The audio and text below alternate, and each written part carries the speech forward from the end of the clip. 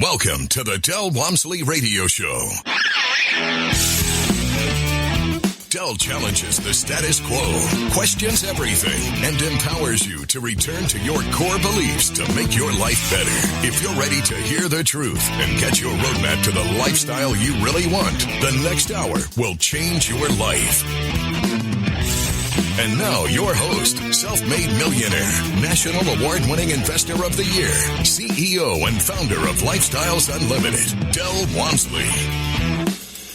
Welcome to the Del Walmsley Radio Show, where the hype ends and the help begins. I'm your host, Del Walmsley, and as always, we're working on your financial freedom. My friends, I got an email, and it stimulated my thought process here today to want to cover something I haven't covered in a long time. And the email was basically something like this, or said something along these lines of, hey, I've heard you on the radio, and you said there's no such thing, and I've taken your class, and there's no such thing as get rich slow, that, you need to do it fast. And I want to discuss that today. I think that's an important topic, a very important topic, and I'm going to cover it in depth if I can today, so if you want to hang on through the whole show. I'll be working on it from one angle to the next. That's what we're going to cover today. If you're already wealthy and you don't need to think about how to get wealthy faster, then this show probably is not that useful for you, because we're going to talk about it from the beginning. So I'm going to start with a little story about my dad. My dad worked as a CPA.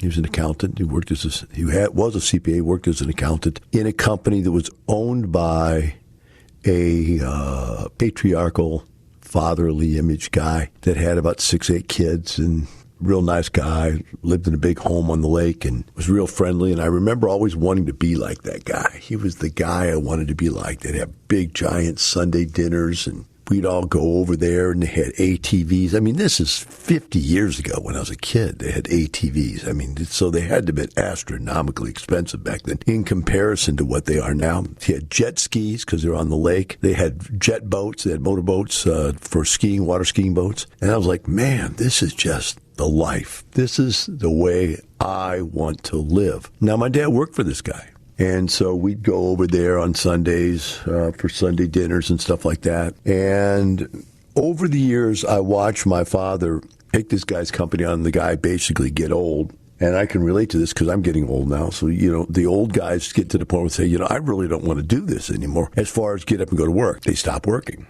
And they let somebody else underneath run the company. So my dad was that guy who ran this guy's company. While this guy, and my dad worked for him for 20 or 30 years, while this guy's kids went to college from, when they were born, all the way to saw them in high school, and then eventually they went to college. And then when they came out of college, they made them president of the company.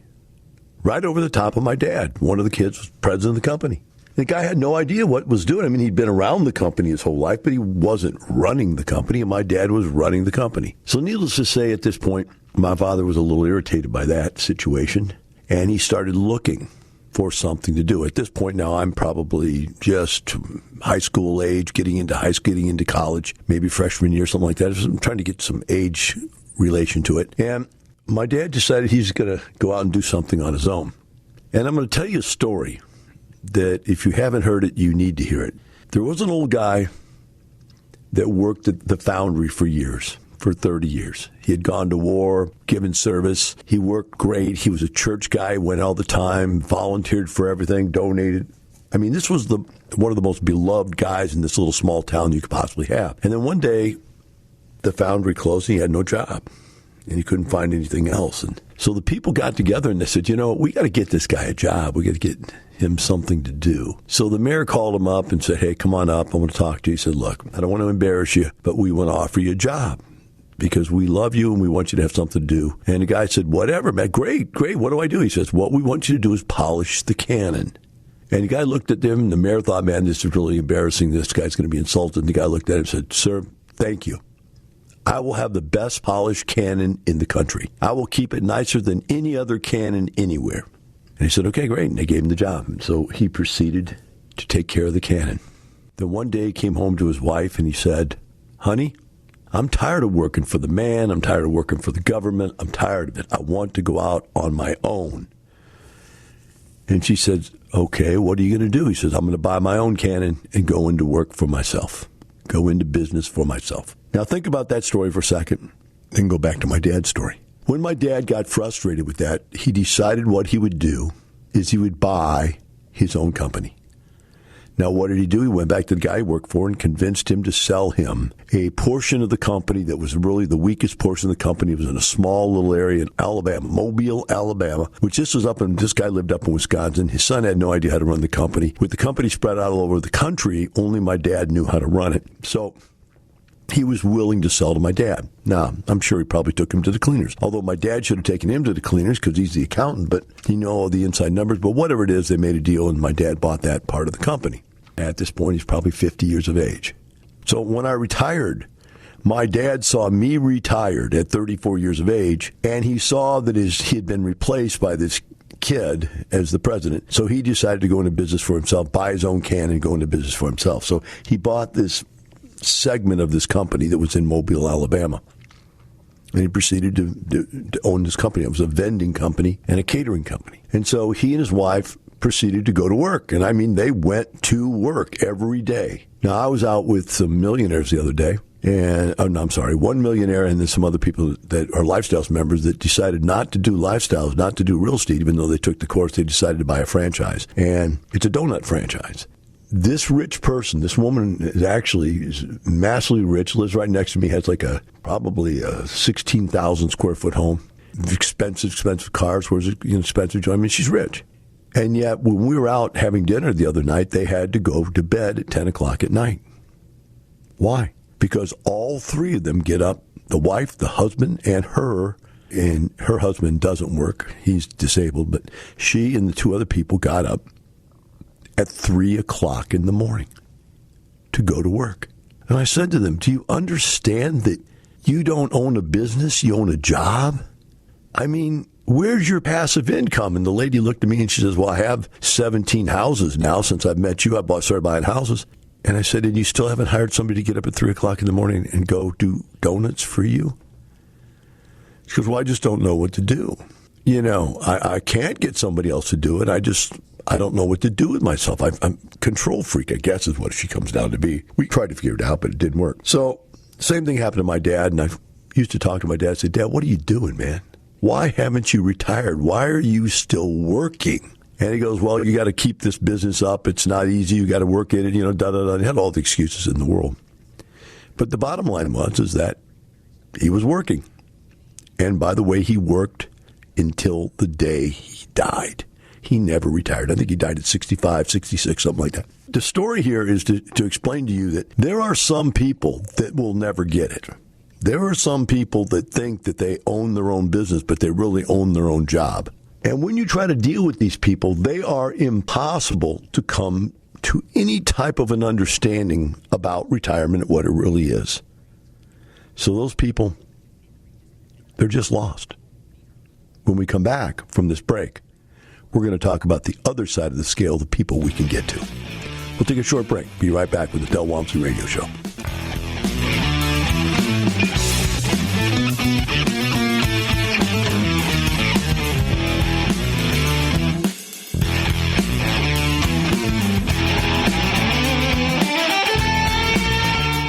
Del Walmsley talks about finding that one thing that made sense for the lifestyle. I looked at franchises.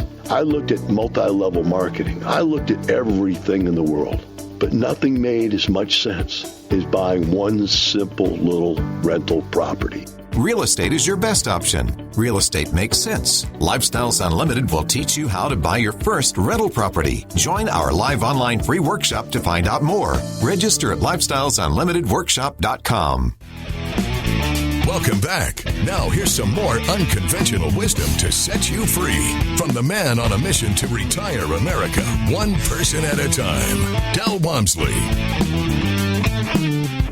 The first segment, we discussed the fact that there's some of you that will never retire. There's some of you that will never be able to replace their earned income with passive income. It's not in your DNA. You just don't believe it. You have been trained so well to believe that the only way to make money is to earn it by going to work. Then some of you are tied to your work as far as your ego. Who are you without your work? You don't have a claim to anything anymore. I'm not a fireman, a policeman. I'm not an attorney. I'm not an accountant. I'm not a doctor. I mean, whatever your ego is set to, that's what you think is cool. And you're tied to your job. Okay. So I get that. I'm a radio announcer. I'm a sports guy. I'm an athlete. You're tied to that. You can't get away from it. So you'll never be able to retire because your brain won't let you.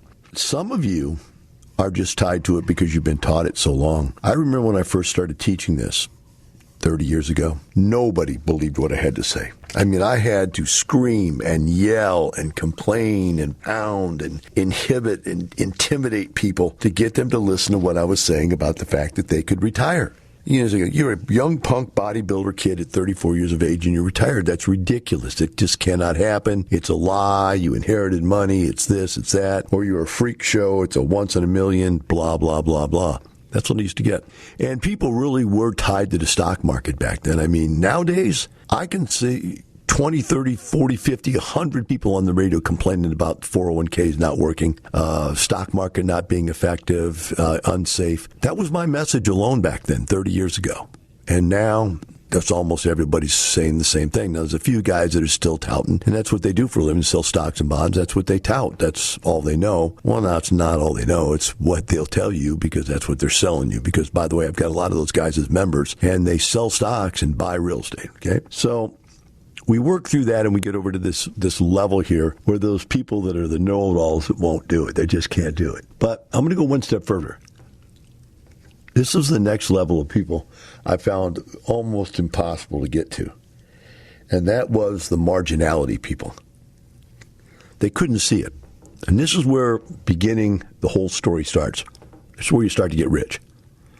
These people believe that because they had a job that paid $100,000 a year or $200,000 a year, that they were rich because they had high earnings. They were rich. But most of these people lived in big, giant houses. And whenever I'd interview them, I would just laugh at them. They're broke. I mean, they make massive money, but they're broke because they spend every penny. They elevated their cost of living at the same level that they elevated their income. Now, if they would have left their cost of living the same and elevated that income to those very high earning jobs, they'd be rich. But they didn't do that. And so when you talk to them about, okay, let's take $20,000 out of your cost of living, and they're like, what? $20,000? We don't have $20,000 to give up. Now let's go buy a house that pays $400 a month. They go, what would $400 a month do for us? We bring in $10,000 a month. What's $400? It's not even going to begin to touch anything. Made no sense to them. I said, yeah, it doesn't in the beginning. You got to start somewhere. And so these people would never start because they couldn't see the marginality. Now, I sit here and I make umpteenth tens of thousands a month, and I don't even want to tell you what it is. It's so much money, it'll blow your mind. The idea is that the only reason that I'm here now doing what I do is because I started there and did what I did. But they would never start. Now, remember, I've been investing in real estate for 30 plus years, and I've accumulated wealth, and I've never really accelerated my cost of living because I've always lived in a house that costs less than 1 year's income. So now I live in a $5 million house, right? But I bought it at $2.5 million, so it was definitely less than 1 year's income. And it's paid in full, so there's no costs except taxes. I have a well, so there's no water costs. I have electricity costs, and I have gas costs. And so I have almost no cost. And I make lots of money. So what does all the other money I make do? It goes into investments. And that grows and exponentiates to the point where you just can't imagine how much money can make without making money by working. So we go back and we talk about these people that got stuck because they could never get over the fact you had to start somewhere. Now, later in my program, where people could come in and invest large chunks of money to buy apartment complexes and so forth, and get that done passively where they didn't have to take any time out of their life. These people who were working themselves to death, who did see that there was no end to that process, started deciding, I can go over here and get these guys deals and earn 10, 15, 20% on the front end on cash flow, and I can earn 50 to 100% on total gain over the life of the deal when you add in the capital gains and the whole bit. And so that's much better than what I'm doing in the investments we're in now, and it's passive, so I can see that. So all of a sudden we picked up an entirely different set of clientele. Rich people, highly successful, financially successful people, highly compensated individuals. We picked those all up at Lifestyles because of the way we were creating deals that other people could get into. But it still has nothing to do with anything other than this reality. You have to have an amount of money to invest to create a return. high enough to live off of. We are not investing to create a pile of money, although that's what most people think you're trying to do. What you're really trying to do is create an income stream that can support you for the rest of your life. Then you don't have to worry about it anymore. There's income. You're not losing your assets. You're not depleting your life savings as you retire. You're increasing your life savings as you retire because you're increasing your assets. It's a whole different way of seeing the world. So as we go into the next segment and we start talking about getting rich quick or getting rich slow, you have to be able to identify yourself as to who you are and where you're at and what you want. Because I'm going to show you that it really is just as easy for a poor person to retire as it is for a rich person. You go, no, it can't be. Oh, yeah. In my 30 years of teaching and mentoring and helping people, I found that whatever your standard of living is, you have an equal chance of getting to the other side of retirement. And you say, well, why is that? How could that possibly be? The answer lies in the fact that if you have a certain amount of money, you can only buy a certain amount of assets. But if you only have a certain amount of money, you probably don't have to replace very much income. And so if you're not replacing very much income, you don't need a lot of money to do it. But if you've got a massive amount of income, you need a massive amount of money to replace it. That's why so many wealthy people never retire, because they have to work to maintain that level of cost of living for the rest of their life. So we'll discuss that when we get back from this break. Remember, it's important to understand whether you have a little money or a lot of money, you're rich, poor, make a lot of income or don't. You can still retire. You just have to follow the path. We'll take a short break. Be right back.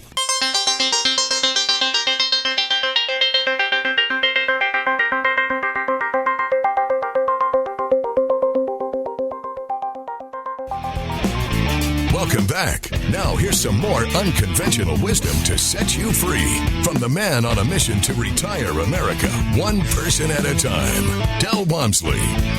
Welcome back to the Del Walmsley Radio Show. Today we're talking about the difference between getting rich quick and getting rich slow. And I've for years made the comment there's no such thing as getting rich slow. You just can't accumulate enough wealth that way. So we've talked about the high-end people that won't do this, and now we talk about the low-end people that don't think they can do this. And you look at the scenario and you say, okay, I had a guy that worked in a factory, and I guess the guy's probably 40 years old, single, lived in a little house over by a lake, had himself a little boat and go fishing. That's all he really cared about doing was fishing, living. And he worked shifts in these factories. And so he'd work and make a ton of money, whatever the shutdowns or whatever they're called. You make, work in a refinery, you make good money. And then he'd come home and not work for a while. And he'd stay home and hunt and fish and do whatever he wanted to do. And he showed up at my seminar and he said, I'd really like to retire. I'm tired of working these things and whatever. And I sat down with him and I found out he only needed $1,400 a month to retire. That covered all his bills. Believe it or not, covered all his bills. He had a car, he had a truck actually, and a boat and a house, and still only $1,400. So we got to work and we bought him some houses, and no time at all. One house is $400, two houses $800, four houses is $1,600, and boom, guy's got enough money to retire. And he still could go back to work if he wanted to. Whenever he wanted to take a shift or do a shutdown or whatever, he could go back. He could make more money. So what would happen is he would say, wow, I'm sitting here making all this money. I don't have to work. But if I go back and work one more shift now, I can buy two more houses or one more house. And it started being a consequence of I'm working to produce money to buy houses. Now, that's really how one of the first guys I ever met that was successful in this business, a broker that got me going, he would go out there and he'd buy himself a rent house. And then he'd go sell two or three as a broker, sell two or three houses, and the commissions would be enough that he could go buy another one. And he would do that. He would go back and forth and back and forth. And, of course, being a broker, whenever he found the greatest deal in the world, he'd keep it for himself, right? That was his next purchase. And then he would sell off three or four other good ones to somebody else. And, again, the whole concept was to build up the accumulation of assets. When I met the guy, he had 75 houses. I asked him, how did you get 75 houses? And his answer, one at a time. Real down to earth, I just bought them one at a time, here, there, wherever one fell into my hands, I bought one, and so on and so forth. So the guy was making over $100,000 a year in cash flow, and he just really didn't look at selling as being a job because he didn't have to show up anywhere if he didn't want to. If he wanted to sell, he could sell. If he wanted to take off, he could take off, and so forth. So he had replaced his income, but he did it one house at a time. But he saw and this is where I'm getting to, that the benefit of owning one rent house doesn't mean anything to anybody. In fact, it's probably not enough to make it worth your trouble to go out there and learn how to do it. And I'm just being honest with you. One rent house alone doesn't solve your problem. But if you've got 10 rent houses and you're making $4,000 or $5,000 a month, and it's tax-free, which makes it worth $7,000 or $8,000 a month, now you got something going. The reality is you have to understand is two things. First of all, the amount of effort to manage 10 houses is not that much more effort than it is to manage 5 houses. It's just, once you've got a system down, very little amount of effort goes into that system. Like I talked to you about the lady getting up at 3 o'clock in the morning. She's got all these houses. She's not doing anything with them. There's no time spent on the houses. All her time spent on making donuts. And you have to realize that there's a difference, right? This is passive streams of income. So you get to a point where once you've got a team in place, you've got your plumber, your electrician, you've got your AC guy, blah, blah, blah, on and on, then those people take care of your problems for you. You don't have to take care of your problems. Now, the other thing I want to get across to you is that once you realize the system is working, then you're going to realize something that's more important than anything. This is probably the most important. And that is you have way more money than you think you have. Don't care how rich you are. You give me your life, you give me your income, and I'll retire me on your income in 3 to 5 years. And they say, why me? Because I'll do the things you won't do. If you would do the things I would do, you could retire in 3 to 5 years. Now, by the way, I used to call it 7, but they've changed it in the book to 3 to 5 now because everybody's doing it in 3 to 5. What is the difference? The difference is, if you think about how much money you have coming in, doesn't matter who you are, there is an amount of money that you have control of. And if you reduce your cost factors, and I know many of you say, there's no way I could reduce my cost factors. Guys, you have no idea how many bad financial decisions you make that ruin your cost factors. In almost everybody's case. Over and over and over again, I could show you things you're doing wrong financially. I mean, just dumb as a rock wrong, to be honest with you, in all aspects of your life. And they all eat away at that cash flow. And if you think about it, you go buy that one rent house and it produces you $400 a month positive cash flow. Now I want to ask you a question. Will that not at some point add up to enough to buy another house? The answer is yes. But on the other hand, isn't it very easy to eliminate $400 a month in expenses? I went out the other night and spent $400 on one dinner. One dinner. And that was just for me and my wife. Everybody split the bill. We didn't pay for everybody. It was just us. Just a lot of drinks and a bottle of wine for the wife and, expensive dinner. But still, I could cut $400 for one meal. And I know you guys go out to eat. I know you guys do things. You have extravagances you spend money on. You waste money on so many things, where if you just cut back $400 a month, now you have double the income. You have that $400 you're earning in your house and $400 you're saving. You have $800. Now you can save up twice as fast as the next house. And some people, it's massive amounts. For one thing, how much are you contributing to your 401k? Let's just think about that. Let's say you're putting $500 a month. Why are you putting $500 a month into something that will never pay you? If you take that $500 a month and not put it in your 401k and put it in your rent house savings account, now you have the $400 from the house, now you have the $500 from the 401k. Again, you doubled half as fast to get to where you want to go. But let's say you cut your cost of living $400 a month and you cut your 401k $500. Now you got $900 plus the $400 from the rent house. Now you got $1,600. What? 9,400 is $1,300 a month saving up. 10 months, you got $13,000. 12 months, you've got $18,000. 12, $15,000. And you got enough to buy another house in 1 year. Now you get another one. You got $400 a month more. Now instead of saving $1,300 a month, you're saving $1,700 a month. And it accelerates. Then the next house you buy, it's more. Get out of the 401k. Get out of the IRA.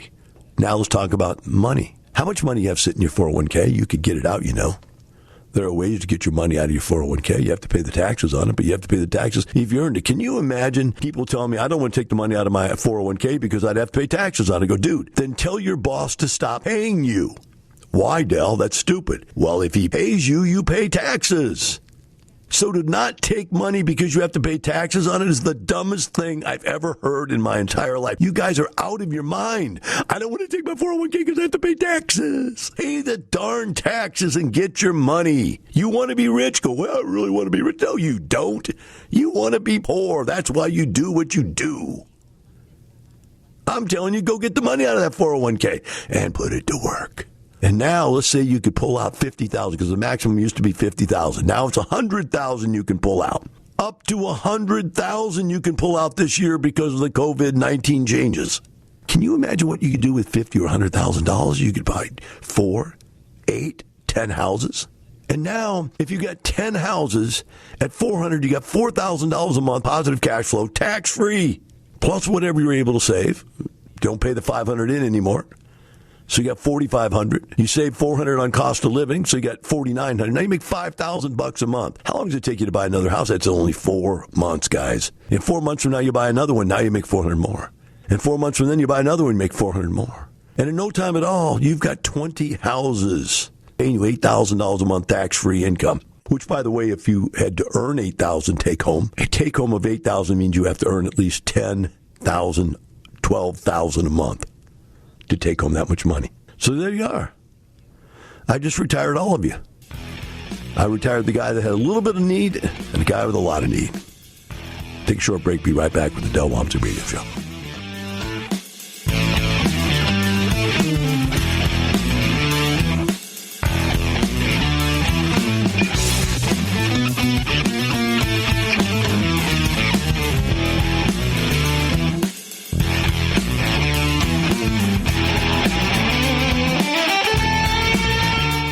My friends, how many of you out there right now believe you have a plan? I followed the conventional plan for years, and then the conventional plan blew up in my face. I wonder how many of you can relate to that exact same thing. The real question is, how many of you have actually figured out how to turn that thing around and make it happen? Do you have a plan? Lifestyles Unlimited has one for you. It's worked for countless others. Retire in 5 years or less. Come learn more. Join us for our live online workshop. Register at lifestylesunlimitedworkshop.com. Welcome back. Now here's some more unconventional wisdom to set you free from the man on a mission to retire America, one person at a time, Del Walmsley. Welcome back to the Del Walmsley Radio Show. During the first segment, we talked about people who will never retire. Next segment, we talked about people who are afraid of retiring. And then we talked about how to retire. And we talked about how poor people can retire in a very short period of time because they have very little income to have to cover. And, of course, that's not where they're going to end up spending their whole life at that level of income because they're going to continue to build. Once you create the skill sets to create income, you're not going to want to give that up. You're going to want to keep doing it and doing it and doing it. Then we talked about rich people. Their problems with being able to retire is they need a lot of income to replace that. And we talked about the fact that if they've got a lot of income coming in, they've got ability to bring a lot of money to the table to be able to buy a lot of real estate and quickly get the job done. So we've got both ends of the spectrum and everything in between. So what's left? What's left is this concept we started with in the email first thing in the beginning of the show, which is I want to get rich quick and that you don't get rich slow. So let's talk about people that have been saving their money in their 401k. You know them. They're called your parents. And they are now, I'm 60, so I'm somebody's parent, right? But you're probably 40, 50 years of age, and you're listening to this, and you're thinking, okay, what did my parents do? Are they rich? Are they millionaires? Are they living very comfortably? Did their system of working and saving actually get them where they wanted to be? And in most cases, you'll find they're still working late in their 60s, maybe early 70s, and or if they're not, they're living on a diminished cost of living, as opposed to living an extremely exciting life like I do. And again, don't bring those kinds of things up to put it in your face about me, because I don't really care. I could live under a bridge in a box as long as I didn't have to get up and go to work and listen to crap every day. I'd rather be in the box than be, up there getting crap. But the bottom line is that whether you're going to go out and do something or not, the question is what is quick and what is not. So let's see. You come out of college and you sit down with your financial planner and your boss and your parents, and they tell you, look, you need to think about the future. To be able to save up enough to have enough for retirement, you really need to start in your 20s. You've all heard this BS, right? And if you start and work now and save and keep a moderate savings plan for the rest of your life, you could have $1 million by the time you retire. Now, if you stop saving, you kill it. If you take any money out, you kill it. If the stock market gets crash, you kill it, and you have to catch back up by putting more money in because you've lost your principal. That's the plan. How long do I have to do that? You have to do that to at least age 68 now. Now, people are telling people to wait till 70 now because you can get more Social Security money. So now they're pushing you to think to 67, 68 to 70. All right? That's your plan. Now, to me, you're starting with a failed plan. The plan is to fail to become rich and to fail to retire until you're at the age where you can't work anymore and the government's going to pay you Social Security. That's a failed plan. So if I tell you that with some tightening of your budget, with some correct investments, to stick with it, a little education, modification of some of your ways you think, that within 2 to 5 years you could retire. So throw out the 2 and just take 5. You've been working now since you were 20-something. And 30 is 10 years. 40 is 10 years. 50 is 10 years. You've got 20, 30, 40 years under your belt. And you still couldn't today call your boss and say, shove it. Could you? So has your plan worked? No. So if you've wasted 30 or 40 years, why are you coming to me then and going, Del, I hear you on the radio. Why can't I retire in 1 year or 2 years? I mean, because you haven't done anything to get there. You haven't made any plan. See, one of the benefits I had when I was young and retired was that I had no overhead. I had a mortgage payment on my condo of $420 a month. I bring this up in one of the advertisements. $420 a month. Boom, bought a rent house. It was covered. I had a car. A car was a couple $100s a month. Boom, one house, it was covered. Gas, electric, water, boom, it was covered with another rent house. It took me nothing to cover my expenses. So I was living in a manner that allowed me to do it in 2.5 years, very quick amount of time. Oh, also back then, we talked about a thing called rates of return. And because interest rates were 12% on mortgages, rates of return were 20% on investments. And now mortgage rates are 3%. So rates of return on investments are 6, 7, and 8. Sometimes 10 if you're in good investment. So we're still making double or triple what the mortgage rates were. When mortgage rates were 12, I was making 24. When mortgage rates were 6, I was making 12. And when mortgage rates were 3, we're making 6, 7, and 8. But that's still double what you're paying for a mortgage. So the reality is, and by the way, my savings accounts have, since all this COVID stuff has gone on, interest rates have been dropped again on purpose to try to stimulate. So what did they do? I had savings accounts up to 2.5% interest. Not CDs, savings accounts, 2.5%. They're now down to 1%. They've come down 1.5% from where they're at. That's a big bite on a large chunk of money. But that's the way the market works. But it doesn't matter because I still have the money. The money's not going down. It's not like the stock market is going down. My money is not going down. The interest rate I can earn on it. So what do? Got up this morning, looked at it all and said, you know, Adele, I'm sitting here preaching about getting your money where it should be. I got to get my money where it should be and do some arrangements of my portfolios, of my businesses, my real estate, and my savings, and rearrange them to where I can make some more money, make the money do something more for me. Right? That's what I'm going to do. And that's what you're doing. You're just deciding to get the money out of that 401k or out of your home. Think about all the money is sitting in your home. If you have $100,000, $200,000, $300,000 worth of equity in your home, think what that money could do for you if it's invested correctly. It alone could bring you close to retirement. That, your 401k, your IRA, and voila, 3 to 5 years later, you're retired. Now, do you have to quit your job at that point if you don't want to? No, you don't have to. But you're just going to feel a whole lot better at work every day knowing you don't have to be there, that you're there because you want to be, because you're there because you're saving up a little bit more money to buy a little more real estate, to get a little richer so you can live a little better without the worry of the job.